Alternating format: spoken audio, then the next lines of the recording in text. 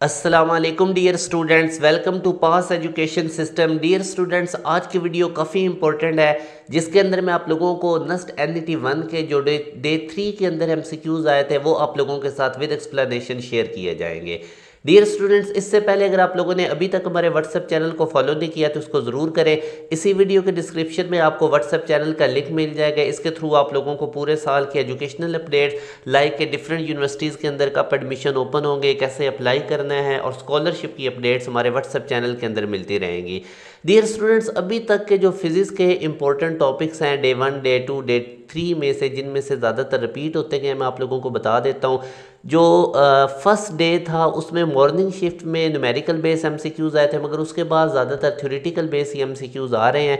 मगर ये फिजिक्स के थ्योरेटिकल एमसीक्यूज़ भी आपसे तभी होंगे जब आपको फार्मूलाज वगैरह और बेसिक सारी चीज़ें पता होंगी। फिर डियर स्टूडेंट्स, अभी जो सेकंड शिफ्ट में पेपर हुआ था डे 3 में, इसमें सेकंड ईयर फिजिक्स के सेकंड हाफ में से ज़्यादा क्वेश्चंस आए थे। एटॉमिक स्पेक्ट्रा में से क्वेश्चंस आए हुए थे, न्यूक्लियर फिजिक्स में से आए हुए थे, करंट इलेक्ट्रिसिटी में से आए हुए थे, वेक्टर्स फोर्स एंड मोशन इनमें से तो लाजमी आ रहे हैं। इलेक्ट्रॉनिक्स वाले चैप्टर भी इंपॉर्टेंट है, इसको ज़रूर देखें। अब इसके अलावा अगर मैं आपको डे 1, डे 2, डे 3 तीनों डेज़ के इंपॉर्टेंट टॉपिक्स अगर बताऊं फिजिक्स के, तो उसमें डियर स्टूडेंट्स बेस यूनिट्स आ जाते हैं, significant figures, velocity, acceleration, VT graph, इनमें से आ रहे हैं क्वेश्चन। लाइक अभी डे 3 में क्वेश्चन जो आया हुआ था वेलोसिटी टाइम ग्राफ का अंडर एरिया उसने पूछा हुआ था। तो ये वाले टॉपिक्स आप लोगों ने अच्छे तरीके से देखने हैं। सिंपल हार्मोनिक मोशन वाला चैप्टर काफ़ी इंपॉर्टेंट है। इसमें स्प्रिंग कॉन्स्टेंट के कॉन्सेप्ट जो हैं, टाइम पीरियड पेंडुलम का, फ्रीक्वेंसी, इसी तरह वेव्स के related Young's double slit experiment बहुत ज़्यादा इंपॉर्टेंट है। इसमें से आप लोगों से चीज़ें पूछी जा रही हैं। तो टॉपिक्स डियर स्टूडेंट्स वही हैं जो 3-4 वीक पहले मैं आप लोगों को बता चुका हूँ। तो इन्हीं में से ही बार बार चीज़ें रिपीट हो रही हैं। आप लोगों ने इन टॉपिक्स को अच्छे तरीके से देख लेना है। और इसके ऊपर हमारी एक 1 शॉट वीडियो है जिसके अंदर हम लोगों ने फर्स्ट ईयर फिजिक्स और सेकंड ईयर फिजिक्स है उसको कंप्लीट कवर किया गया है along chapter wise past papers की प्रैक्टिस के साथ। तो वो वीडियो आप लोग ज़रूर देखें। इसी वीडियो में मैं एंड स्क्रीन लगा दूंगा। लॉज ऑफ थर्मोडायनेमिक्स अच्छे तरीके से देखें। एंट्रोपी में से भी क्वेश्चंस आए हुए थे डे 3 में और एफिशिएंसी में से भी आए हुए थे। लाइक जितने भी नेचुरल प्रोसेस होते हैं उनकी एंट्रोपी इंक्रीज होती है। एंट्रोपी बेसिकली डिसऑर्डर होता है। तो ये आप लोगों को चीज़ें सारी पता होनी चाहिए। इसी तरह जो न्यूक्लियर फिजिक्स वाला चैप्टर है डियर स्टूडेंट्स, उसमें फंडामेंटल पार्टिकल, जिस तरह मैं आपको मीजन्स वगैरह किससे बने होते हैं, क्वार्क वगैरह, ये मैं आपको बार बार चीज़ें बता रहा हूँ। इन टॉपिक्स को ज़रूर अच्छे तरीके से देखें। लॉजिक गेट्स आपको पता होने चाहिए। तो बहरहाल ये जो क्रक्स इंपॉर्टेंट टॉपिक्स का है मैंने आप लोगों के सामने रखा है। अब इसी तरह अगर हम मैथ की बात करें तो इसमें जो डे 3 में सेकंड टाइम में जो क्वेश्चन ज़्यादा आए हैं वो इंटीग्रेशन और कॉनिक सेक्शन में से बहुत ज़्यादा क्वेश्चन आए हैं। तो ये डियर स्टूडेंट्स 2 चैप्टर आपको आने वाले दिनों में भी इनमें से बहुत ज़्यादा एमसीक्यूज देखने को मिलेंगे। तो इनको आप लोगों ने अच्छे तरीके से तैयार करना है। इसके अलावा कॉम्प्लेक्स नंबर्स में से ज़रूर क्वेश्चन आ रहे हैं। मैट्रिसेस में से खुसूसन जो डिटर्मिनेंट वाला पार्ट है उसमें से क्वेश्चन आ रहे हैं। क्वाड्रेटिक इक्वेशन में से अमूमन रूट्स फाइंड आउट करने होते हैं या एक रूट गिवन होता है दूसरा निकालना होता है। तो इस टाइप के जितने भी ये क्वेश्चंस हैं, ये मेरी मैथ की जो प्ले लिस्ट है उसमें जो 1 शॉट लेक्चर्स हैं वो ज़रूर आप लोग देखें, क्योंकि उन 1 शॉट लेक्चर्स में आप लोगों को टॉपिक वाइज पास्ट पेपर्स के क्वेश्चंस मैंने करवाए हुए हैं शॉर्ट ट्रिक्स के साथ, और बहुत ज़्यादा शॉर्ट ट्रिक्स आपको बताए हुए हैं ताकि आप लोगों का टाइम सेव हो। तो वो जो मैथ की प्ले लिस्ट है वो आप लोगों के लिए हाईली रिकमेंडेड है। अभी ये जितने क्वेश्चन आ रहे हैं ये तमाम कॉन्सेप्ट इवन के प्रोबेबिलिटी और कॉम्बिनेशन में से मैक्सिमम एमसीक्यूज जो मैंने आप लोगों को 1 शॉट लेक्चर में करवाए हैं वो एज इट इज़ रिपीट हुए हैं। मैं अभी आपको जाकर बताऊंगा भी आगे चल के। इसी तरह dear student sequence and series important है। इसमें वल्गर फ्रैक्शंस, अरिथमेटिक ज्योमेट्रिक के बेसिक कॉन्सेप्ट्स, ट्रिग्नोमेट्री इंपॉर्टेंट है। इसमें से ग्राफ्स पूछे जा रहे हैं, आइडेंटिटीज़ पूछी जा रही हैं। तो ये डियर स्टूडेंट्स कुछ इंपॉर्टेंट टॉपिक्स जो पहले 3 दिन के सामने आए हैं मैंने आप लोगों के सामने रखे हैं, इनको ज़रूर देखें। फंक्शन एंड लिमिट्स में से तो लाजमी क्वेश्चन आ रहे हैं। अब डोमेन रेंज पूछ रहा है, इन्वर्स फंक्शन तीनों डेज में इसने पूछा है, मतलब फर्स्ट शिफ्ट या सेकंड शिफ्ट में ये क्वेश्चन इसमें से आ रहे हैं। और इसी तरह लिमिट्स निकालनी, एल हॉपिटल रूल, डेरिवेटिव में से कल डे 3 में सेकंड शिफ्ट में तो कम एमसीक्यूज आए थे, इंटीग्रेशन और कॉनिक सेक्शन में से काफ़ी आए थे। एनालिटिकल ज्योमेट्री भी इंपॉर्टेंट है, वेक्टर्स और शेडेड एरिया भी, लाइक एक सर्कल दे के उसके इनसाइड 2 सर्कल दे के। तो ये एरिया कैलकुलेशंस पे मेरी 2 वीडियोज़ हैं जो बेसिक मैथ की मेरी प्ले लिस्ट है डियर स्टूडेंट्स, उसके अंदर आप देखेंगे तो एरिया कैलकुलेशन पे आपको मेरी 2 वीडियोस मिलेगी, बड़ी ब्रीफ सी मैंने वीडियोस बनाई हुई हैं, टू द पॉइंट, कोई बहुत ज़्यादा लेंथी वीडियोस नहीं, टू द पॉइंट। मेरी कोशिश होती है बच्चों को टू द पॉइंट कॉन्सेप्ट दे के उनका टाइम सेव किया जाए। अब डियर स्टूडेंट्स, डे 3 में जो MCQs आए थे वो मैं आप लोगों के साथ ब्रीफ डिस्कस करता हूँ। अब एक ये क्वेश्चन भी आया हुआ था x²-9/x²-3x, तो ये सिंपल आप लोगों ने हॉपिटल रूल से अप्लाई करना है। तो ये एल हॉपिटल रूल के काफ़ी क्वेश्चन डियर स्टूडेंट्स आ रहे हैं।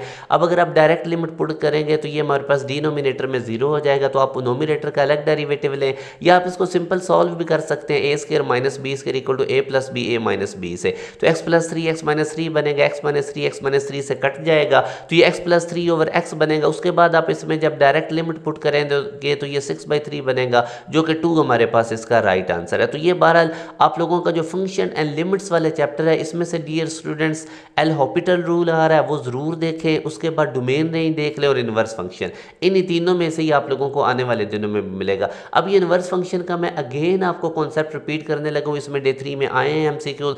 इन्वर्स किसी भी फंक्शन का अगर आपको वो डियर स्टूडेंट्स कहता है कि निकालो, तो जो fx 4x² - 5 है, इस fx की जगह पे आप लोगों ने y लिख देना है। जब आप y लिख लेंगे उसके बाद डियर स्टूडेंट्स y और x को स्विच करना होता है, x की जगह पे y आ जाएगा और y की जगह पे x आ जाएगा। अब यहाँ से आप लोगों ने y को सेपरेट कर लेना है, ठीक है। तो ये हमारे पास इन्वर्स आएगा। अब देखिए कितना आसान तरीका मैंने आपको बताया है। मैं अगेन रिपीट कर देता हूँ, आप लोगों के पास जो फंक्शन गिवन होगा fx, उसकी जगह आप लोगों ने डियर स्टूडेंट्स y लिखना है, फिर आप लोगों ने y और x को स्विच करना है और वहाँ से आप लोगों ने y को सेपरेट कर लेना है। अब dear students inverse function day 1 में भी इसमें से क्वेश्चंस आए हैं, डे 2 में भी, डे 3 में भी। अब अमूमन ये हर चौथे पाँचवें बच्चे को टेस्ट डिफरेंट आ रहा होता है, मगर मोस्टली जो डे 1, 2, 3 में क्वेश्चंस जिन टॉपिक्स में से रिपीट हुए, जो क्वेश्चंस रिपीट हुए हैं, वो मेरी कोशिश है कि इस वीडियो में मैं सारे आप लोगों से डिस्कस कर दूँ। अब इसी तरह डियर स्टूडेंट ये सिमेट्रिक और स्क्यू सिमेट्रिक मैट्रिक्स में भी क्वेश्चंस आ रहे हैं, ये मैंने आपको पहले भी करवाए हैं। जैसे कि अभी अब इस क्वेश्चन में देख सकते हैं कि हमारे पास अगर A सिमेट्रिक मैट्रिक्स है तो उसका ट्रांसपोज A मैट्रिक्स के इक्वल होगा, और अगर हमारे पास B स्क्यू सिमेट्रिक मैट्रिक्स है तो उसका जब हम ट्रांसपोज लेंगे तो वो -B के इक्वल होगा। अब वो कहता है AB होल ट्रांसपोज किसके इक्वल होगा, तो ये BT AT ये वाली प्रॉपर्टी हम यूज़ करेंगे। अब BT की जगह पे -B और AT की जगह पे अगर आप A पुट करेंगे तो ये -B A के इक्वल आएगा। ना तो अब AB का ट्रांसपोज AB के इक्वल आया और ना ही AB का ट्रांसपोज -AB के इक्वल आया, तो ना ये सिमेट्रिक है ना ये स्क्यू सिमेट्रिक है, तो नाइदर वाला केस आएगा। डियर स्टूडेंट्स ये क्वेश्चन काफ़ी रिपीट हो रहा है, डे 1 में भी ये आया हुआ था। इसी तरह अरिथमेटिक मीन अगेन पूछी गई है डे 3 में भी, तो उसका वही वाला फार्मूला होता है कि जिन 2 नंबर्स में आपने अरिथमेटिक मीन निकालनी है उन 2 को ऐड करके 2 पे डिवाइड कर दें। तो डियर स्टूडेंट्स ये सारे कॉन्सेप्ट आपको पता होने चाहिए। अब इसी तरह आगे अगर मैं आप लोगों के साथ डिस्कस करूं तो एंगल ऑफ डिप्रेशन और एंगल ऑफ एलिवेशन, इनमें से अगेन डे 3 में भी क्वेश्चंस आए हैं, डे 1 में भी आए हैं। तो ये जो चैप्टर नंबर 12 है आप लोगों को इसको ज़रूर अच्छे तरीके से देखें, खुसूसन जो 12.8 एक्सरसाइज है डियर स्टूडेंट्स, उसके जो स्टार्ट में सर्कम सर्कल, इन सर्कल, वो डेफिनेशंस और उनके रेडियस वगैरह गिवन है, और उनके जो सेंटर्स, उनकी जो रेडियस और उनकी जो डेफिनेशंस गिवन है उनको ज़रूर आप लोगों ने देखना है। अब मैंने आपको बताया था कि अगर आप लोग हॉरिजॉन्टल लाइन से बिलो देखते हैं तो वो हमारे पास एंगल ऑफ डिप्रेशन होगा, और अगर हॉरिजॉन्टल लाइन से अबव आप लोग देखते हैं तो वो हमारे पास एंगल ऑफ एलिवेशन होगा।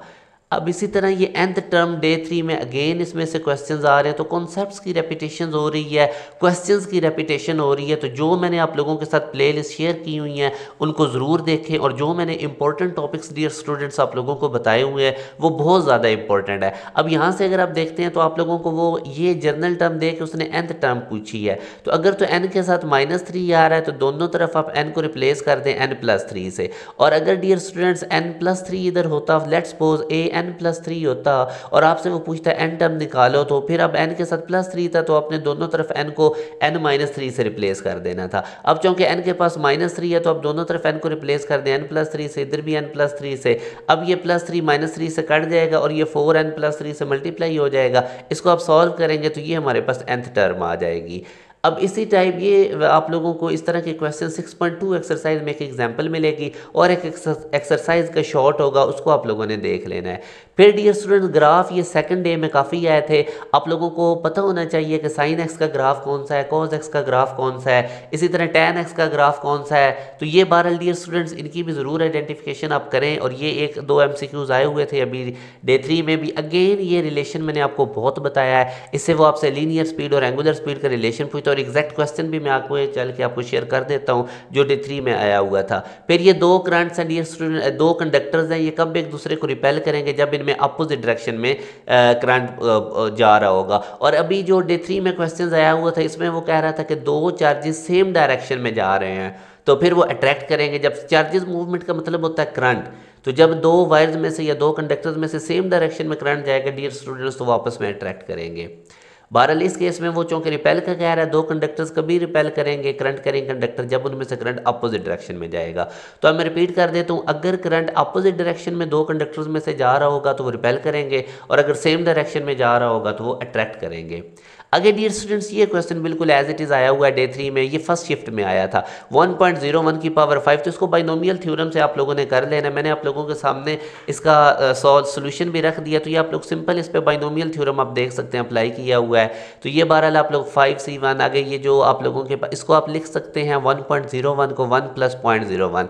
तो अब यहाँ पे ये जो पहली टर्म है इसकी पावर 1 हो जाएगी, फिर 2 हो जाएगी, तो फर्स्ट टर्म की पावर अप टू इंडेक्स बढ़ती जाएगी, और जो सेकंड टर्म है डियर स्टूडेंट्स उसकी पावर आप देखेंगे तो वो आगे हमारे पास डिक्रीज होती जाएगी। बहरहाल आप लोगों ने इस पे सिंपल बाइनोमियल थ्योरम अप्लाई कर देना है। अब डियर स्टूडेंट्स ये क्वेश्चन एक आया हुआ था tan x × ln x, तो इनका तरीका ये होता है इंटीग्रेशन में, मैंने आपको बताया हुआ, अगर आप मेरा इंटीग्रेशन वन शॉट पास एजुकेशन सिस्टम यूट्यूब पे लिखेंगे तो मेरा एक लेक्चर आएगा, उसमें इतना कमाल का मैंने आपको इंटीग्रेशन और सारा मैंने नस्ब के उसमें से कॉन्सेप्ट दिए हुए हैं, और उनमें से as it is question repeat हो रहे हैं। अब ये अगर आप देखें ना तो फंक्शन के साथ उसका डेरिवेटिव पड़ा हुआ है, जब भी इंटीग्रेशन में फंक्शन के साथ उसका डेरिवेटिव पढ़ो। अब मुझे कैसे पता चला, ln cos x मैं कह रहा हूँ फंक्शन है, tan x उसका डेरिवेटिव है। अब ln cos x का आप लें जरा डेरिवेटिव, ln cos x का हो जाएगा 1/cos x × sin x, cos का मजीद है तो sin/cos tan ही नहीं बन गया, तो इसका मतलब अब cos का फर्दर डेरिवेटिव -sin x होता है, तो बेसिकली यहाँ पे अगर माइनस आ जाए ना तो ln cos x का डेरिवेटिव -tan x होता है, क्योंकि ln cos x का डेरिवेटिव अगर आप लेंगे तो ln के साथ जो कुछ भी हो वो 1 के नीचे आता है, तो 1/cos और cos का फर्दर डेरिवेटिव -sin x होता है। तो ये डियर स्टूडेंट्स देखेंगे अगर आप ln cos x का जो हमारे पास डेरिवेटिव बनेगा वो -tan x बनेगा, तो इसलिए मैंने माइनस से मल्टीप्लाई भी कर दिया और इस तरह माइनस से इंटीग्रल के बाहर भी और इंटीग्रल के अंदर भी।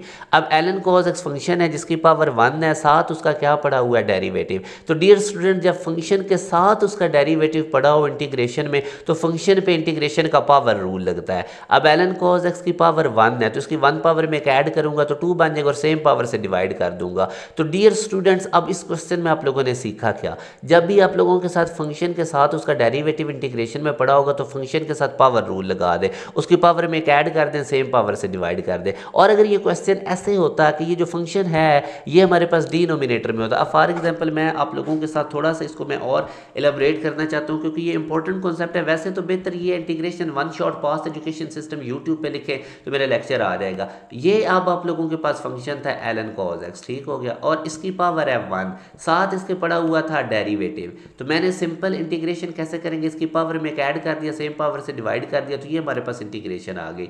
मगर इसका डेरिवेटिव -tan x होता है तो इसलिए मैंने ये माइनस से इंटीग्रल के बाहर भी मल्टीप्लाई किया इनसाइड भी। और अगर डियर स्टूडेंट्स ये जो हमारे पास फंक्शन है ये डिनोमिनेटर में होता है और इसकी पावर 1 होती, यानी फॉर एग्जांपल यही ln जो हमारे पास ln cos x ये इधर डिनोमिनेटर में होता, और उसके बाद जो हमारे पास जो इसका डेरिवेटिव है डियर स्टूडेंट्स वो हमारे पास इसका जो डेरिवेटिव है वो नोमिनेटर में होता है इस तरह से। तो अगर आप लोगों के पास ये वाली कंडीशन कभी बन जाएगी, आपके पास फंक्शन डिनोमिनेटर में और फंक्शन की पावर 1 हो, ठीक है, और इसका जो हमारे पास डेरिवेटिव है वो ऊपर नोमिनेटर में हो, तो फिर अगर फंक्शन की पावर 1 होगी तो उसके साथ ln लगा देंगे। अब इस केस में अगर ये क्वेश्चन आता ना तो मैंने फंक्शन के साथ ln लगा देना था, तो इसकी जो इंटीग्रेशन मेरे पास बननी थी वो ln cos x, तो ये ऑलरेडी या बाहर एक मैंने और ln लगा देना था। तो ये डियर स्टूडेंट डिफरेंट टेक्निक्स हैं जो मैंने अपने इंटीग्रेशन वन शॉट लेक्चर में सारी बताई हुई हैं। अगर आप यूट्यूब पर लिखेंगे इंटीग्रेशन वन शॉट पास एजुकेशन सिस्टम तो मेरा एक लेक्चर आएगा, उसमें ये सारे कॉन्सेप्ट आपके कवर हो जाएंगे।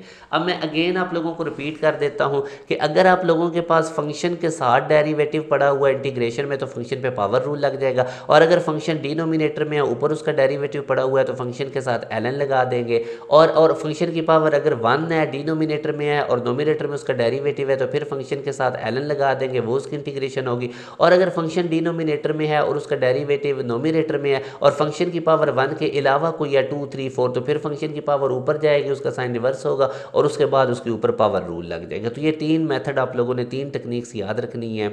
फिर डियर स्टूडेंट्स ये क्वेश्चन आया हुआ था, मिनिमम वैल्यू निकालनी थी। अब अगेन वही बात, डेरिवेटिव वन शॉट पास एजुकेशन सिस्टम यूट्यूब पे लिखेंगे, ये सारा कुछ मैंने आप लोगों को करवाया हुआ है, वही बार बार चीज़ें रिपीट हो रही हैं। अब जैसे ये sine x plus cos x, इसकी मिनिमम वैल्यू निकालनी हो तो इस टाइप के फंक्शन का मैंने आपको बताया था, ये शॉर्टकट होता है। अगर इसकी मैक्सिमम वैल्यू वो कहता है तो A square plus B square root आ जानी थी। अब वो मिनिमम वैल्यू कह रहा है तो आप लोगों ने डियर स्टूडेंट्स क्या काम करना है, इसके साथ नेगेटिव साइन लगा देना है। ए आप लोगों के पास साइन एक्स का कोफिशिएंट है, बी आप लोगों के पास कॉस एक्स का कोफिशिएंट है, तो ये 1 स्क्वायर प्लस 1 स्क्वायर 2 रूट आ जाएगा और बाहर नेगेटिव साइन लगा दे, बस इतना इसमें काम है। तो ये बहरहाल शॉर्टकट आप याद रखें। यहाँ पे फॉर एग्जांपल अगर वो आपको कहता cos x minus sine x, या आपको वो कह देता sine x minus cos x, तो इसकी अब आप लोगों ने यानी साइन एक्स और प्लस की जगह माइनस कर दें कॉस एक्स, तो इसका अब आप लोगों ने मैक्सिमम वैल्यू निकाल के कमेंट सेक्शन के अंदर बतानी है। अब डियर स्टूडेंट्स ये भी क्लासिफिकेशन ऑफ कॉनिक्स मैंने कल भी बताया था कि मेरा मैथ वन शॉट लेक्चर्स ज़रूर देखें, जो मैथ की प्लेलिस्ट है, ये क्लासिफिकेशन ऑफ कॉनिक्स में मैंने ये सारे कॉन्सेप्ट बताए हुए हैं कि अगर आप लोगों के पास जो सेकंड डिग्री इक्वेशंस आ रही होती है उसमें एक्स स्क्वायर और वाई स्क्वायर के कोफिशिएंट जो ए बी होते हैं, अगर वो आपस में इक्वल ना हो और उनके अपोजिट साइन हो तो डियर स्टूडेंट्स याद रखें वो हाइपरबोला को रिप्रेजेंट करते हैं। अब इसी तरह अगर आप ये देखें, इसमें अब एक्स स्क्वायर और वाई स्क्वायर के कोफिशिएंट सेम है, जब एक्स स्क्वायर और वाई स्क्वायर के कोफिशिएंट डियर स्टूडेंट सेम होते हैं तो फिर हमारे पास वो किसकी इक्वेशन बन जाती है, सर्कल की इक्वेशन बन जाती है। अब ये क्वेश्चन आया हुआ था, जैसे ये फोर्स आपको रेक्टेंगुलर कंपोनेंट्स के फॉर्म में गिवन है, आप लोगों को डिस्प्लेसमेंट रेक्टेंगुलर कंपोनेंट्स के फॉर्म में गिवन है, आप लोगों से वर्क पूछ रहा है, तो वर्क का फार्मूला होता है एफ डॉट डी और फोर्स आपके पास कितनी है 2i प्लस 3j और डिस्प्लेसमेंट आपके पास कितना है 4i माइनस 2j, तो इनका सिंपल डॉट प्रोडक्ट निकालेंगे। और डॉट प्रोडक्ट का डियर स्टूडेंट्स क्या तरीका होता है, आई का कोफिशिएंट आई से मल्टीप्लाई कर दें, प्लस का साइन डाल के जे का कोफिशिएंट जे से मल्टीप्लाई करके सॉल्व करेंगे तो फोर्स आएगा। तो बेसिकली वर्क हमारे पास ये बेसिकली यहाँ पे आप लोगों ने वर्क लिखना है, इसको आप लोगों ने ज़रा करेक्ट कर लेना है। तो work basically dear students dot product होता है फोर्स का और डिस्प्लेसमेंट का। अब फोर्स भी वेक्टर है, डिस्प्लेसमेंट भी वेक्टर है, दोनों जब रेक्टेंगुलर कंपोनेंट्स के फॉर्म में गिवन होंगे तो आप लोगों ने सिंपल इसका डॉट निकाल लेना है, तो वो आप लोगों के पास वर्क आ जाएगा।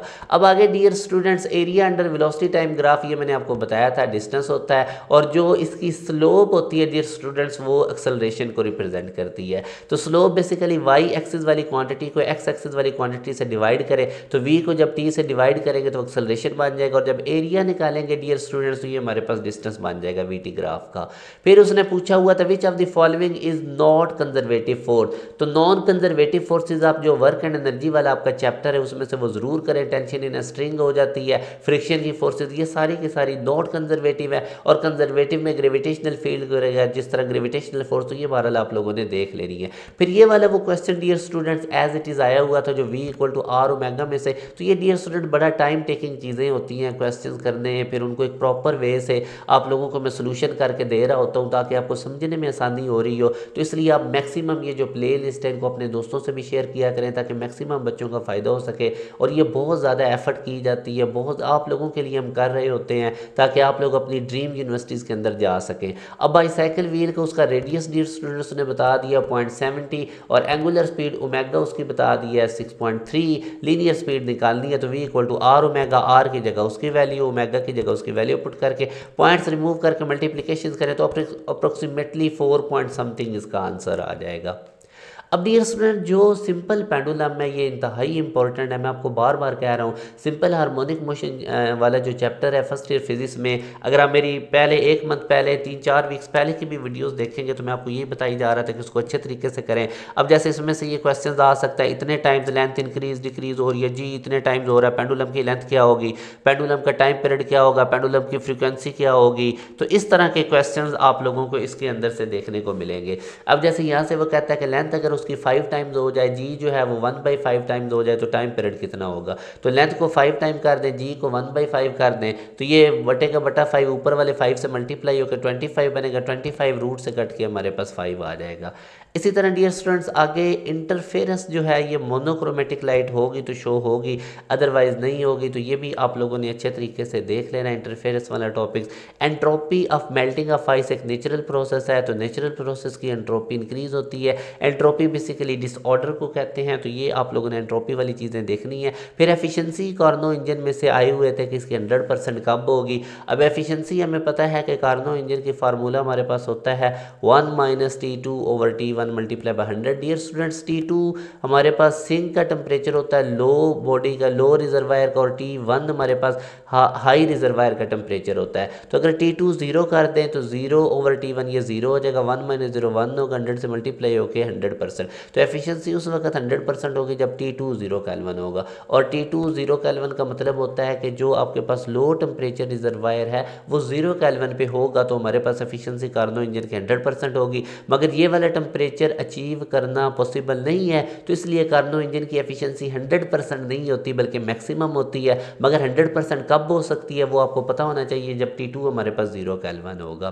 फिर dear students, entropy basically measurement of the disorder होती है। अब ये सारे वो क्वेश्चंस हैं जो डे 3 में आए हैं, डिफरेंट स्टूडेंट्स को आते रहे हैं। तो ये डियर स्टूडेंट्स आप लोग कोशिश किया करें कि इन क्वेश्चंस को और इसके रिलेटेड और भी कॉन्सेप्ट देखें, और जो मैं आप लोगों को वीडियोस रिकमेंड कर रहा होता हूँ वो लाजमी आप लोगों ने देखनी है, क्योंकि अगर आप लोग उन वीडियोस को देख लेंगे तो आपके सारे कॉन्सेप्ट कवर हो जाएंगे। अब ये तो कुछ स्पेसिफिक स्टूडेंट्स को आ रहे होते हैं ना पेपर के क्वेश्चन, हो सकता है आपकी दफ़ा कुछ और आ रहे हो, तो इसलिए आप लोगों को जो मैंने मैथ की प्लेलिस्ट बनाई है उसमें जो 1 शॉट लेक्चर्स हैं, जो मैंने आप लोगों को फिजिक्स की 11-12 फिजिक्स कंप्लीट बुक की जो सर ने रिवीजन करवाई हुई है वो ज़रूर देखें।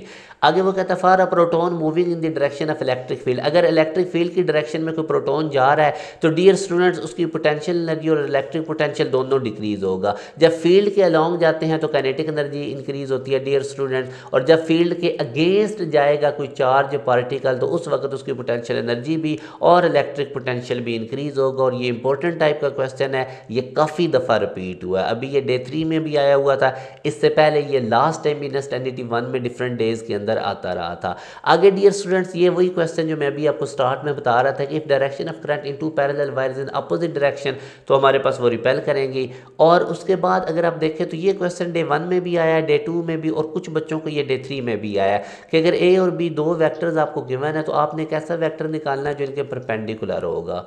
तो डियर स्टूडेंट्स, दो वेक्टर के परपेंडिकुलर तो क्रॉस प्रोडक्ट होती है उनकी, तो सिंपल वो जो दो वेक्टर्स गिवन होंगे उसकी आप लोगों ने क्रॉस प्रोडक्ट निकाल लेनी है। अब क्रॉस प्रोडक्ट हम कैसे निकाल सकते हैं वो आपको पता है, आपको रेक्टेंगुलर कंपोनेंट्स गिवन होंगे, आई जे के आप लोगों ने लिख लेना है। तो पहले आप लोग इसके नीचे पहला वेक्टर लिख देंगे, उसके बाद दूसरे वेक्टर के कंपोनेंट्स लिखेंगे, डिटर्मिनेंट ओपन कर देंगे, तो वो आपके पास क्रॉस प्रोडक्ट आएगी। अब क्रॉस प्रोडक्ट जब आ जाती है, अगर वो आपसे एरिया ऑफ पैरेललोग्राम पूछता है तो आप क्रॉस प्रोडक्ट का मैग्नीट्यूड ले लें, और अगर आपसे वो एरिया ऑफ ट्राइंगल पूछता है तो वो जो भी मैग्नीट्यूड आपने एरिया ऑफ पैरेललोग्राम का लिया होगा उसको 2 पे डिवाइड कर दें।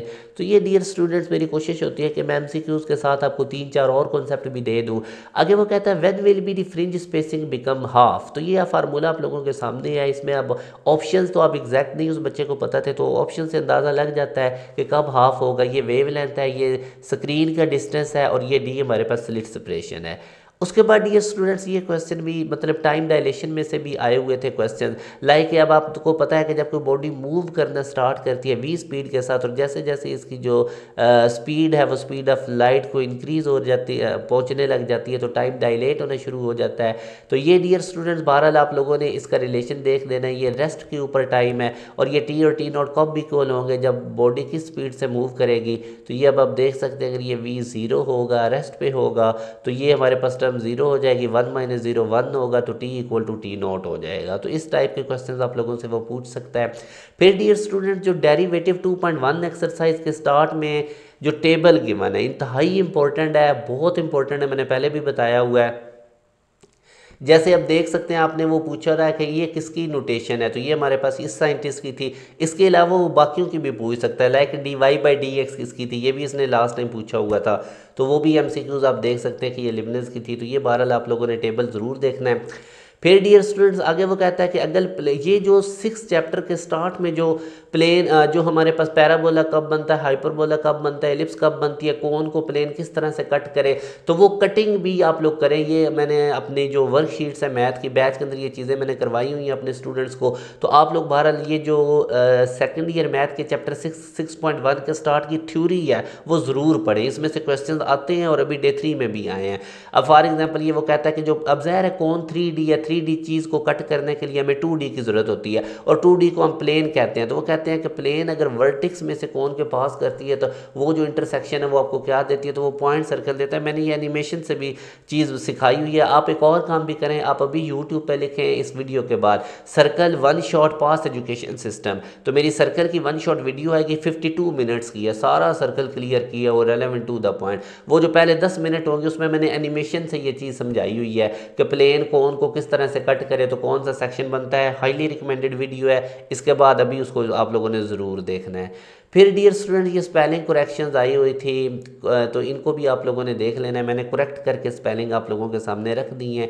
पीरियड पूछा गया था जी साइन 3x का पीरियड, तो पीरियड में से क्वेश्चंस आ रहे हैं। साइन का पीरियड 2 पाई होता है और एंगल के साथ 3 चूँकि मल्टीप्लाई हो रहा है तो 2 पाई के नीचे जाके डिवाइड हो जाएगा। इसी तरह डियर स्टूडेंट्स स्काई का ब्लू कलर किस वजह से होता है, तो वो स्कैटरिंग की वजह से होता है। ये अब एज इट इज़ क्वेश्चन आया और ये हमारी वर्कशीट में भी MCQs मौजूद है। इसी तरह डियर स्टूडेंट्स आगे बताया गया था कि अगर ए बी की प्रोडक्ट सी की इक्वल है, डिमेंशन ऑफ ए LT-1 है, डिमेंशन ऑफ बी T-1 है, तो डिमेंशन ऑफ सी क्या होगी।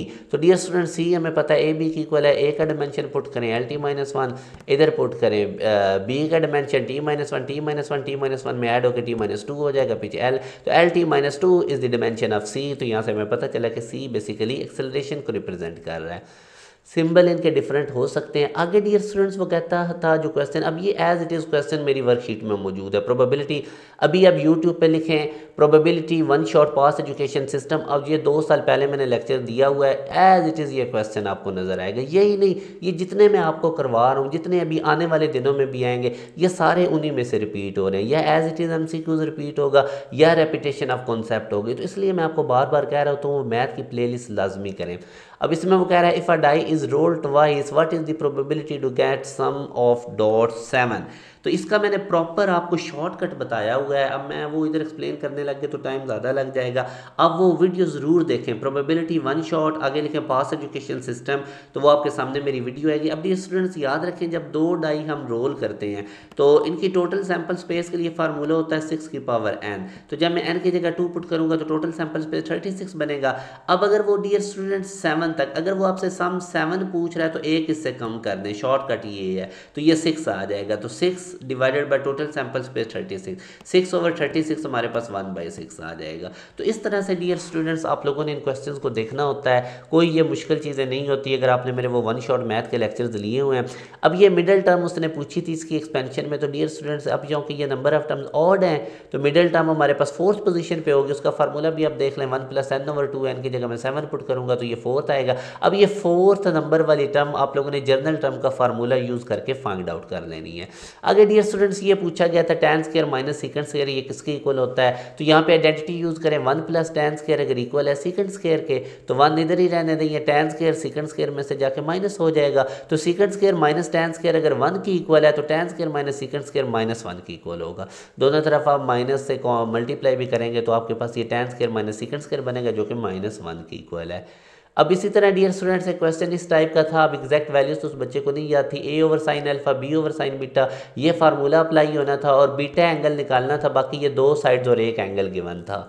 तो आई होप आप ये कर लेंगे। ये आप लोगों के चैप्टर नंबर 12 में से आप लोगों के क्वेश्चंस आ रहे हैं। फिर अगेन पीरियड पूछा गया था, ये फर्स्ट शिफ्ट में किसी बच्चे को आया था कोसेकेंड x/3 इसका पीरियड क्या है। तो इसमें अब देखें कोसेकेंड का पीरियड 2 पाई होता है, 3 डिवाइड हो रहा है तो 2 पाई से मल्टीप्लाई हो जाएगा तो 6 पाई हमारे पास इसका पीरियड आएगा। फिर डियर स्टूडेंट्स रेंज पूछी गई थी tan x की। मैंने आपको पहले भी बताया था कि जो फर्स्ट ईयर मैथ का चैप्टर नंबर 11 है उसको ज़रूर करें, उसमें एक टेबल बना हुआ डोमेन रेंज का, वो सारा करें एज इट इज़। इसमें से क्वेश्चंस आ रहे हैं और इसमें जो ग्राफ है 11.2 में आपको पता होना चाहिए sin x का ग्राफ कौन सा है, cos x का कौन सा, वो सारा आप लोगों ने देख लेना। अब ये वाला question dear students second shift में आया है स्टूडेंट्स को और ये एज इट इज़ क्वेश्चन मेरे प्रोबेबिलिटी वाले लेक्चर में मौजूद है। अगर आप यूट्यूब पर लिखेंगे one shot probability pass education system तो ये एंड पे मैंने ये क्वेश्चंस करवाया हुआ है, इसे 2-2.5 साल पहले, तो एज इट इज़ रिपीट हो रहा है। इसलिए डियर स्टूडेंट्स मैं आपको कह रहा हूँ तो कि मैंने नस्ट का मैक्सिमम क्वेश्चन बैंक अपनी मैथ की प्लेलिस्ट में कवर कर दिया है। आप वो मैथ की प्लेलिस्ट करें, आपके पास्ट पेपर के क्वेश्चन वैसे ही हो जाने, क्योंकि मैंने वो सारे पास्ट पेपर के क्वेश्चन ही करवाए हुए हैं टॉपिक वाइज। तो यहाँ से डियर स्टूडेंट्स अब वो इस क्वेश्चन में कहता है कि एक बंदा ए है, उसके नेक्स्ट 15 साल जिंदा रहने की प्रोबेबिलिटी 5/7 है। और एक बंदा बी है, उसके नेक्स्ट 15 साल जिंदा रहने की प्रोबेबिलिटी 7/9 है। Find the probability that only one of them will be alive in 15 years. अब ये केस बन रहे हैं, जब केसेस हों या हमारे पास और का वर्ड आए तो उस वक्त डियर स्टूडेंट्स हम ऐड करते हैं प्रोबेबिलिटीज़ को। तो नेक्स्ट 15 ईयर में से किसी एक ने ज़िंदा रहना है, ए ज़िंदा रहेगा तो बी नहीं ज़िंदा रहेगा, ये पहला केस है। अगर बी ज़िंदा रहेगा तो ए नहीं रहेगा, क्योंकि नेक्स्ट 15 ईयर दो में से किसी एक ने ज़िंदा रहना है, तो दो केसेस बनेंगे तो एडिशन होती है। पहले में हम क्या कम करते हैं, ए के ज़िंदा रहने की अगले 15 साल प्रोबेबिलिटी है 5/7, तो ए के ना ज़िंदा रहने की प्रोबेबिलिटी क्या होगी, 1 में से 5/7 को माइनस कर देंगे। तो अब मैंने ए के 15 साल ज़िंदा रहने की भी प्रोबेबिलिटी निकाल दी और ना ज़िंदा रहने की भी, यानी ना ज़िंदा रहने की प्रोबेबिलिटी ये ऊपर बाहर डालते हैं। अब सेम काम बी के साथ करें, बी के नेक्स्ट 15 साल ज़िंदा रहने की प्रोबेबिलिटी 7/9 उसने गिवन है, तो नॉन ज़िंदा रहने की कैसे निकालेंगे, 1 में से माइनस कर दें, क्योंकि टोटल प्रोबेबिलिटीज़ का सम 1 होता है। अगर जिंदा रहने की प्रोबेबिलिटी 7/9 है तो ना जिंदा रहने की 2/9 होगी, इसको 1 में से माइनस कर देंगे, तो जिंदा रहने की प्रोबेबिलिटी 7/9 और ना जिंदा रहने की प्रोबेबिलिटी 2/9 को जब आप ऐड करेंगे तो वो 1 नहीं आएगा। यानी जब एक इवेंट होने की प्रोबेबिलिटी आपको पता है ना, तो ना होने की कैसे निकालेंगे, 1 में से माइनस कर दें। अब दो केसेस हैं जी, मैं दोनों केसेस इधर लिख लेता हूँ ये वाले। अगर ए नेक्स्ट 15 ईयर जिंदा रहेगा तो बी नहीं जिंदा रहेगा प्लस, और अगर बी नहीं जिंदा रहेगा तो अगर ए नहीं जिंदा रहेगा तो बी जिंदा रहेगा, तो ये दो केसेस बन सकते हैं। तो अब पहली प्रोबेबिलिटी कि ए जिंदा रहेगा बी नहीं जिंदा रहेगा, प्लस दूसरा केस कि अगर ए नहीं जिंदा रहेगा तो बी जिंदा रहेगा। बहरहाल ये आप लोगों ने इनको ऐड करना है, ऐड करके इसको सॉल्व करें तो ये फाइनल आंसर आएगा। आई होप आपको ये क्लियर हो गया। मजीद अगर आपको इसमें कोई कन्फ्यूजन होगी तो आप यूट्यूब पे लिखेंगे प्रोबेबिलिटी 1 शॉट पास एजुकेशन सिस्टम, तो मेरी वीडियो आएगी, उसको आप लोगों ने देख लेना है। उसके बाद आगे अगर हम देखें तो कोसेकेंट स्क्वायर x-1 पूछा गया था, इस पे भी यही आइडेंटिटी लगाएं। कौन सी आइडेंटिटी आप लोगों ने लगानी है, वो आप लोग कहेंगे कि 1 + cot square x equal to cosecant square x। ठीक है, तो यहाँ से अब ये जो 1 है ये प्लस हो रहा है, उधर जाके माइनस हो जाएगा, तो cosecant square x-1 equal to cot square x, तो ये कॉट स्क्वायर x की इक्वल होगा। डियर स्टूडेंट्स, जरूर कुछ क्वेश्चन आ रहे होते हैं जो बिल्कुल सिंपल होते हैं, जिस तरह क्यूब रूट्स ऑफ यूनिटी हमारे पास 1 होता है, कुछ कंसेप्चुअल भी होते हैं। अच्छा, एरिया ऑफ पैरेललोग्राम पूछा गया था सेकंड शिफ्ट में पॉइंट्स दे के, तो वो अब आप लोगों ने कैसे काम करना है कि पॉइंट्स की मदद से आप लोग दो वेक्टर्स बनाएंगे, फिर क्रॉस प्रोडक्ट निकाल लेंगे आई जे के लिख के, तो उस क्रॉस प्रोडक्ट का आप लोगों ने मैग्नीट्यूड निकालना है डियर स्टूडेंट्स, तो वो एरिया ऑफ पैरेललोग्राम आ जाएगा। इस तरह के क्वेश्चन भी मैंने करवाए हैं। अगर आप लिखेंगे वेक्टर्स 1 शॉट पास एजुकेशन सिस्टम यूट्यूब पे, तो मेरे लेक्चर्स आएंगे, उनको भी देखें। आगे वो कहता है period of sine x/3, again ये मैं क्वेश्चन करवा चुका हूँ। पीरियड 2π होता है और ये 3 एंगल से अगर कोई चीज़ डिवाइड हो रही है तो पीरियड से मल्टीप्लाई हो जाएगी। ठीक है, तो ये जो 3 है ये 2π से मल्टीप्लाई होकर 6π आ जाएगा। ये पीरियड 2π का लिखा हुआ है, इधर उसने x/3 का पूछा है, तो 3 डिवाइड हो रहा है एंगल के साथ, वो 2π से मल्टीप्लाई होकर 6π आ जाएगा। और अगर ये 3x के साथ मल्टीप्लाई हो रहा होता है, एंगल के साथ मल्टीप्लाई हो रहा होता है, तो उसको 2π से डिवाइड कर देना था। आगे डियर स्टूडेंट इस क्वेश्चन में वो कहता है कि conductor place perpendicular to magnetic field if the length of the conductor is increase by 1/2। पहले फॉर एग्जांपल उसकी लेंथ l थी, तो बाद में 1/2l इंक्रीज हो गया, तो टोटल लेंथ कितनी हो जाएगी 3/2l। यानी मैं 1 के अंदर पहले लेंथ अगर उसकी l थी, दूसरी दफ़ा हमारे पास 1/2l का इजाफा हो गया, तो l + 1/2l अगर मैं ऐड करूंगा तो टोटल लेंथ में इजाफा 3/2l हुआ। अब डियर स्टूडेंट्स आपको पता है करंट कैरिंग कंडक्टर में जो फोर्स है वो F = ILB होता है, तो अगर आपके पास जो लेंथ है वो 3/2 टाइम्स इंक्रीज हो रही है डियर स्टूडेंट्स, जो फोर्स है वो भी 3/2 टाइम्स इंक्रीज हो जाएगी, क्योंकि लेंथ और फोर्स के दरमियान डायरेक्ट रिलेशन है। अगेन देखें, टोटल पहले लेंथ l थी, उसमें इजाफा कितना हो जाएगा 1/2 का। फॉर एग्जांपल पहले लेंथ है 10 मीटर, ऊपर इजाफा हो गया 2 मीटर का, तो टोटल कैसे आपने निकाला 10 + 2 12। तो यही काम हुआ कि पहले लेंथ अगर उसकी l थी, बाद में 1/2 का इजाफा हुआ, पहले l थी तो बाद में l/2 का इजाफा हुआ, तो l के अंदर l/2 ऐड करेंगे तो 3/2l टोटल लेंथ बन जाएगी। फिर अगर 3/2 टाइम्स लेंथ इंक्रीज हुई है तो फोर्स भी 3/2 टाइम्स इंक्रीज हो जाएगी। आगे डियर स्टूडेंट्स, आगे वो कहता है which of the following does not cause the loss of energy of gamma rays. तो ये बहरहाल आप देख लें, फोटो इलेक्ट्रिक इफेक्ट के अंदर तो गामा रेज एब्जॉर्ब होती है, लाइट एब्जॉर्ब होती है, तो इलेक्ट्रॉन रिजेक्ट होते हैं। सेम काम पेयर प्रोडक्शन में होता है, तो फ्यूजन के अंदर ये नहीं होता। रीज़न मैंने लिख दी है, आप लोगों ने इसको पढ़ लेना है। अगर ये स्टूडेंट इस तरह के क्वेश्चन आया हुआ 2 sin x + cos x = 1 था, तो इस टाइप के क्वेश्चन को जो ऑप्शन में एंगल गिवन होते हैं कोशिश करें आप बैक सॉल्व कर लें। एक्स की वैल्यू पुट करने से कौन सी चीज़ 1 आंसर दे रही है, वो ऑप्शन आपका राइट आंसर होगा। फिर यहाँ से उसने आप लोगों से हाइपरबोला के सेंटर पूछे थे, मैंने आपको बताया हुआ हुआ है कि एक्स के अंदर जो चीज़ प्लस माइनस हो रही है उसका साइन चेंज कर दें, वाई के अंदर जो चीज़ प्लस माइनस हो रही है उसका साइन चेंज कर दें, तो वो सेंटर ऑफ हाइपरबोला होगा। एक्स के अंदर -2 है तो 2 कर दें, वाई के अंदर कुछ भी नहीं तो 0 कर दें, तो 2 0 हमारे पास alpha option is the centre of the hyperbola. ये मैंने सारी एक्सप्लेनेशन कर दी है। उसके बाद डियर स्टूडेंट्स आगे वो पूछ रहा है कि इलेक्ट्रॉन है वो मूव कर रहा है नॉर्थ की तरफ और जो मैग्नेटिक फील्ड है वो डायरेक्टेड है आउटवर्ड, तो in which direction does the magnetic force. अब ये मैंने बड़ी डिटेल में आप लोगों को कॉन्सेप्ट दिया हुआ है, ये वैसे जो फिजिक्स की प्लेलिस्ट है मैं स्क्रीन लगाऊंगा वहाँ पर भी ये मैंने चीज़ समझाई हुई है कि जब प्रोटॉन होगा तो आप लोगों ने राइट हैंड रूल यूज़ करना है और जब नेगेटिव चार्ज पार्टिकल होगा तो आप लोगों ने लेफ्ट हैंड यूज़ करना है। अब आप लोगों का जो लेफ्ट हैंड है, अब ये स्टूडेंट्स आप लोग अगर डायरेक्शन इंडिकेटर बना लें, मैं कोशिश करता हूँ कि मैं आपको इसको ज़रा समझाऊँ। आप लोग अगर डायरेक्शन इंडिकेटर डियर स्टूडेंट्स बना लें तो ये हमारे पास ईस्ट है और उसके बाद ये हमारे पास वेस्ट है, ये हमारे पास नॉर्थ है। ये क्वेश्चन आया हुआ था डियर स्टूडेंट डे 3 में और ये साउथ है। अब यहाँ से अगर आप देखेंगे डियर स्टूडेंट्स वो कहता है electron is moving towards north, electron किधर जा रहा है नॉर्थ की तरफ, तो लेफ्ट हैंड की फिंगर्स आप लोगों ने नॉर्थ की तरफ कर देनी है। अब इसी तरह आप लोग ये जो आप लोगों के सामने स्क्रीन है आप लोगों के मोबाइल की या लैपटॉप की, तो जो आप लोगों के लेफ्ट हैंड की फिंगर्स हैं वो आप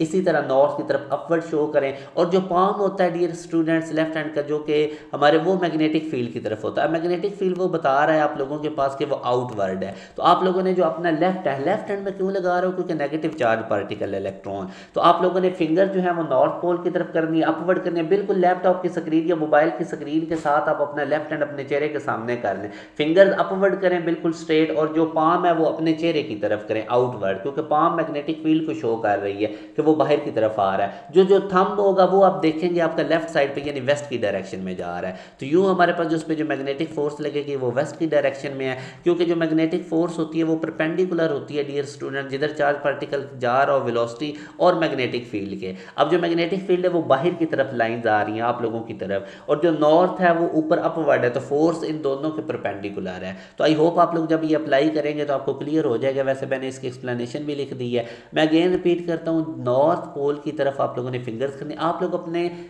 लेफ्ट हैंड को अपने सामने लेकर आए, बिल्कुल मोबाइल आपने पकड़ा हुआ अपने चेहरे के सामने, फिंगर्स अपवर्ड ऊपर आसमान की तरफ करें, मतलब नॉर्थ पोल जो इसके अकॉर्डिंग जो मैंने डायग्राम बनाई है इसके अकॉर्डिंग अपवर्ड करें और जो पाम है उसको अपने चेहरे की तरफ करें और जो थंब है आपका वो लेफ्ट साइड शो करेगा। अभी इन डायरेक्शन इंडिकेटर्स को सामने रखते हुए आप देखेंगे कि आपका जो थंब है वो वेस्ट की तरफ जा रहा है। अब आप लोगों ने इसको ट्राई करना और फिर मुझे कमेंट सेक्शन में बताना है आपको क्लियर हुआ। उसके बाद dear student why does area not have base. Area देखें ना, अब दो बेस क्वांटिटीज़ के मल्टीप्लाई होकर बन रहा होता है, लेंथ इंटू विड्थ या लेंथ इंटू लेंथ, तो ये दोनों बेस क्वांटिटीज़ हैं। तो बेस क्वांटिटीज़ की मल्टीप्लिकेशन से जो क्वांटिटीज़ बन रही होती हैं वो ड्राइव क्वांटिटीज़ होती हैं, वो फंडामेंटल क्वांटिटीज़ नहीं। फंडामेंटल बेस तो सिर्फ 7 ही है। तो ये भी पूछा गया था कि बेस क्वांटिटीज़ कितनी है, 7। मैंने आपको कहा कुछ क्वेश्चन बिल्कुल आसान भी होते हैं। अच्छा, उसके बाद in the double slit interference experiment if the distance between the slits and the screen is increase, तो ये बेसिकली एल की बात कर रहा है। वो जो स्क्रीन का और स्लिट्स का डिस्टेंस होता है वो एल होता है। तो fringe spacing lambda L over D वो इस एल के डायरेक्टली प्रोपोर्शनल है। अगर एल इंक्रीज होगा तो जो सेंट्रल ब्राइट फ्रिंज है वो भी वो कह रहा है कि वो कैसे चेंज होगी, तो ये बारल मैंने लिख दिया, वो वाइडर हो जाएगी क्योंकि जब आपके पास एल इंक्रीज होगा तो फ्रिंज विड्थ भी इंक्रीज हो जाएगी। अच्छा, उसके बाद ये भी बिल्कुल सिंपल सा क्वेश्चन है, फोर्स गिवन थी, मैथ गिवन था, टाइम गिवन था, एक्सेलरेशन निकालना है। टाइम की तो ज़रूरत ही नहीं है, एक्सेलरेशन होता है फोर्स ओवर मैथ, तो यहाँ से आप लोगों ने कैलकुलेशन कर लेनी है। Open organ pipe dear student जो है वहाँ पे एंटी नोड्स हमेशा ओपन एंड पे बनते हैं क्योंकि एयर के मालिक्यूल्स को कम्प्लीटली फ्रीडम होती है मूवमेंट की और यहाँ पे उनका एम्पलीट्यूड मैक्सिमम होता है और जो क्लोज एंड होते हैं वहाँ पे हमारे पास नोड बनते हैं। तो ये बारल मैंने इसकी रीज़न लिख दिया, आप लोगों ने पढ़ लेना। बाकी फिर ये एटॉमिक स्पेक्ट्रा वाला इंपॉर्टेंट है, पहले भी आपको बताया था कि ये जो इनकी ट्रांजिशंस हैं उनको देख लें। एटॉमिक स्पेक्ट्रा सीरीज में which lower orbits correspond to calcium alpha और ब्रैकेट सीरीज, ठीक है। तो बाकी अल्फा और ब्रैकेट सीरीज, बहरहाल ये आप अगर बुक से एक दफ़ा रीडिंग कर ले तो बेहतर है। मैंने इस एमसीक्यूज़ की एक्सप्लेनेशन लिख दी, आप लोगों ने इसको देख लेना है। आगे नील बोर ने क्या प्रपोज किया था ऑर्बिट्स ऑफ इलेक्ट्रॉन्स के बारे में, तो उसने कहा था इलेक्ट्रॉन्स फिक्स्ड ऑर्बिट्स के गिर्द रिवॉल्व करते हैं। तो यूँ अगर आप देखेंगे तो ये आप लोगों का बी ऑप्शन राइट है, electrons revolve in fixed orbits with specific quantize energy. जब तक वो उस फिक्स ऑर्बिट के अंदर रहते हैं उनकी एनर्जी फिक्स रहती है। आगे ये डियर स्टूडेंट्स एनोलॉजी थी, इसको आप लोगों ने कंप्लीट करना था, तो ये आप लोगों ने देख लेना है, मैंने इसकी ये रीज़न लिख दी हुई है, आप लोग इसको पढ़ लें। अच्छा, इसी तरह आगे अगर जैसे विंटर सीज़न होता है तो इंटरटेनमेंट टेलीविज़न से मिलती है। बहरहाल इसको आप लोगों ने देख लेना है। और ये इस टाइप के जब आ जाए ना आपसे वो रूट्स पूछे, अब ये इस तरह का क्वेश्चन आया हुआ तो बैक सॉल्व करें। एक्स की जगह बारी बारी तमाम ऑप्शंस को एक्स की जगह पुट करें और चेक करें कि किसने left hand side right hand side की इक्वल कर दी है। अब ये भी एक क्वेश्चन आया हुआ था, limit x approaches to 0 sine के X over 2x equal to 1/8। अब डियर स्टूडेंट्स, अगर मैं यहाँ पे वो सैनवी थ्योरम अप्लाई करता हूँ तो जो साइन के एक्स एंगल है वो ही नीचे होना चाहिए। तो मैं 2 अगर साइड पे करूँ तो इसको के से मल्टीप्लाई कर दूँ तो साइन के एक्स ओवर के एक्स ये 1 हो जाएगा। तो इसकी जगह इधर सिर्फ 1/2 बचेगा और इधर राइट साइड पे था 1/8। तो 1/2 को 1/8 के इक्वल रख के यहाँ से मैं के निकाल लूँगा, ठीक है। या आप इसको सिंपल ऐसे भी कह सकते हैं, बल्कि ज़्यादा अच्छा तरीका ये कि ये के बाहर निकालें, ये वाला ऐसे के बाहर चला गया। पीछे बचेगा साइन एक्स ओवर एक्स जो कि 1 हो जाएगा, limit x approaches to 0 sine x over x 1 हो गया। के/2 इधर बचा और इधर 1/8 था, तो यहाँ से आप लोगों ने इसको सॉल्व कर लेना है के लिए। आगे डियर स्टूडेंट्स वो कहता है if the uncertainty in the position of a quantum particle increases what happens to the uncertainty in its momentum. तो पोजीशन के अंदर अगर उसकी इंक्रीज़ हो रही है अनसर्टेनिटी तो मोमेंटम में डिक्रीज़ हो जाएगी, क्योंकि अगर इसका फार्मूला देखेंगे तो uncertainty in a position into uncertainty in a momentum ये greater than equal to h/2 होता है। दोनों के प्रोडक्ट हमारे पास तभी। अब ये याद रखें, अगर पोजीशन इन अनसर्टेनिटी, अगर आप लोगों ने इलेक्ट्रॉन की पोजीशन को फाइंड आउट करना चाहते हैं, फॉर एग्जांपल ये हमारे पास एक यहाँ पे न्यूक्लियस है, इधर इलेक्ट्रॉन रिवॉल्व कर रहा है, आप चाहते हैं कि हमें इलेक्ट्रॉन की एग्जैक्ट पोजीशन का पता चल जाए कि ये किधर है, तो आप ऐसी रेज यूज़ करेंगे जो कि इस वे इलेक्ट्रॉन्स के ऊपर लाइट स्ट्राइक करेगी, ठीक है। तो जब ये इसके ऊपर फिर हमें पता चल जाएगा कि इलेक्ट्रॉन की पोजीशन का, मगर तब इसका मोमेंटम चेंज हो जाएगा। मतलब ये साइमल्टेनियसली आप इसका पोजीशन और मोमेंटम चेंज नहीं कर सकते। अगर एक ही अनसर्टेनिटी इंक्रीज़ होगी तो दूसरे की डिक्रीज़ हो जाएगी। तो इसको भी आप लोगों ने देख लेना है। आगे डियर स्टूडेंट, ये लेंथ ऑफ अ पेंडुलम अगर हम डबल कर देंगे तो फ्रीक्वेंसी पे क्या फ़र्क पड़ेगा। फ्रीक्वेंसी का फार्मूला टाइम पीरियड का 2πL/g रूट होता है, तो ये g/L रूट हो जाएगा। फ्रीक्वेंसी का लेंथ के साथ इन्वर्स रिलेशन है, लेंथ डबल हो रही है तो नीचे 2 रूट आएगा तो 1/2 रूट यानी 2 रूट टाइम्स डिक्रीज़ हो जाएगी। तो ये मैंने इसकी रीज़न लिख दी हुई है, आप लोगों ने इसको देख लेना है। डियर स्टूडेंट्स, अल्हम्दुलिल्लाह इस साल भी 800+ स्टूडेंट्स हमारे नस्र यूनिवर्सिटी के अंदर गए हैं और ये बहुत बड़ी अचीवमेंट होती है, क्योंकि स्टूडेंट्स को बहुत ज़्यादा हमारे प्लेटफॉर्म से रेलेवेंट प्रिपरेशन करवाई जाती है। NET 1 में हमारे बच्चे टॉप कर रहे होते हैं और फर्स्ट मेरिट पोजीशंस इस दफ़ा हमारे बच्चों की आई थी और बहुत अच्छी मेरिट पोजीशंस आई थी। कुछ की मैंने आप लोगों के सामने शो की हैं।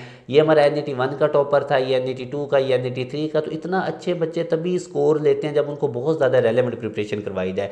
अब जो स्टूडेंट जिनकी नस्ट NET 1 की अच्छी तरह तैयारी नहीं, तो वो परेशान बिल्कुल भी ना हो। ये जो अभी नहीं दे रहे कि हमारी तैयारी नहीं, तो NET 2 के लिए और बाकी जो टॉप रैंक यूनिवर्सिटीज़ है उनके लिए हम न्यू बैच स्टार्ट करने जा रहे हैं और ये 10 दिसंबर से स्टार्ट हो रहा है। डियर स्टूडेंट, इसको बिल्कुल मिस ना करें। अभी आपके पास टाइम है, 2-2.5 मंथ में आप लोगों को हम फुली प्रिपेयर कर देंगे। बैच खत्म होने के बाद भी हमारे रिकॉर्डेड लेक्चर नोट सब कुछ आपके पास रहेगा और बहुत ज़्यादा रेलिवेंट हमारी चीज़ें होती हैं। अभी देख लेंगे जितने मैं आपको क्वेश्चन करवा रहा था, मेरी जाके मैथ की प्ले लिस्ट देखें, हमारे फिजिक्स की प्ले लिस्ट देखें, आप लोगों को ये सारे क्वेश्चन उन्हीं में से जाके मिल रहे होंगे। तो इसलिए डियर स्टूडेंट्स, अगर आप लोग एक प्रॉपर वे से चाहते हैं कि 2-2.5 मंथ में हमारी फुली तैयारी हो जाए, किसी किस्म की हमें टेंशन ना बने, बाद में आप आराम से अपने बोर्ड एग्जाम पे फोकस करें, तो ये न्यू बैच लाजमी ज्वाइन करें। इस दिए गए कॉन्टैक्ट नंबर 0304066600 पे व्हाट्सएप करके आप हमारे बैच की तमाम डिटेल्स ले सकते हैं। अपना ख्याल रखिएगा, दुआ में याद रखिएगा। अल्लाह हाफिज़।